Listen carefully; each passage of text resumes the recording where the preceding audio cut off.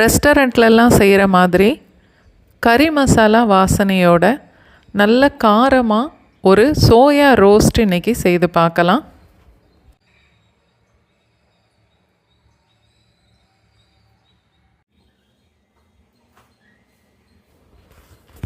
சோயாவை ஒரு பவுலில் சேர்த்துட்டு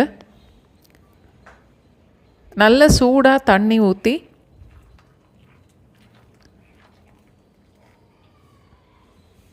ஒரு 30 நிமிஷம் வரைக்கும் மூடி வச்சிடணும். சோயா நல்லா ஊறட்டும்.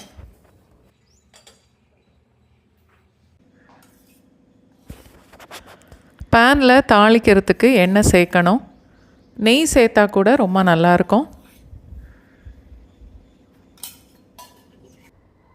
வெங்காயம் இந்த மாதிரி நீள நீளமாக வெட்டிக்கணும். தக்காளி கொஞ்சம் பொடிசாகவே வெட்டலாம்.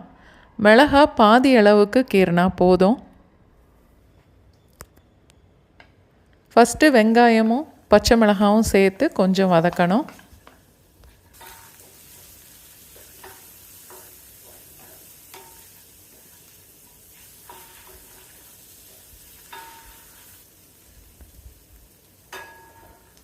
வெங்காயம் கொஞ்சம் கலர் மாறினதுக்கப்புறம் தக்காளியும் சேர்த்து வதக்கணும்.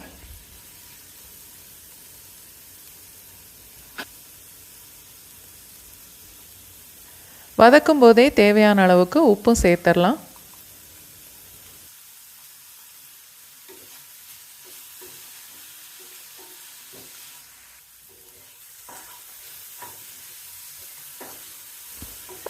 தக்காளி ரொம்ப சாஃப்டாகிற வரைக்கும் வதக்க வேண்டாம்.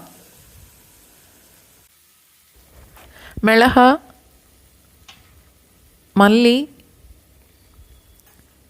மஞ்சள், மிளகு, அதோட கறி மசாலா பவுடர் எல்லாத்தையும் சேர்த்து வதக்கணும்.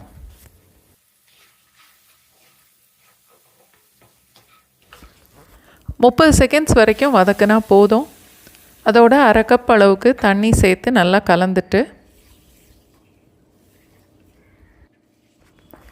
2 நிமிஷம் வரைக்கும் அப்படியே மூடி போட்டு வச்சிடலாம்.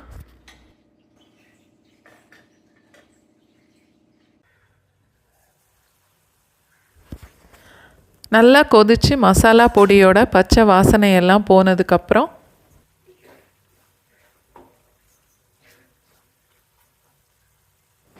ஊற வச்சுருந்த சோயாவை தண்ணி இல்லாமல் நல்லா புழிஞ்சிட்டு அதுக்கப்புறம் மசாலாவோடு சேர்க்கணும்.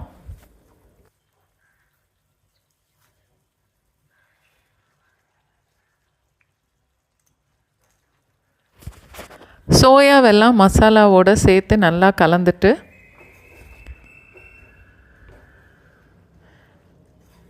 தேவைன்னா இன்னும் கூட கொஞ்சமாக தண்ணியும் சேர்த்து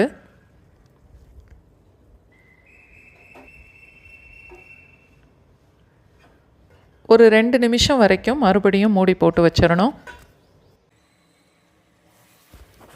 மசாலா சோயாவோடு சேர்ந்து கொஞ்சம் கெட்டியானதுக்கப்புறம் 2-3 கொத்து அளவுக்கு கருவேப்பிலையும் பொடிசாக வெட்டின மல்லி இலையும் சேர்த்துட்டு இன்னும் 1 டேபிள் ஸ்பூன் அளவுக்கு கூட எண்ணெயும் சேர்த்து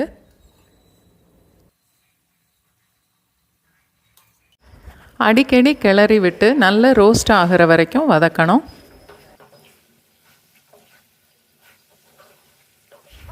மசாலாலாம் சோயாவோடு சேர்ந்து இந்த அளவுக்கு வதங்கி வந்ததுக்கப்புறம் அடுப்பு ஆஃப் பண்ணிடலாம்.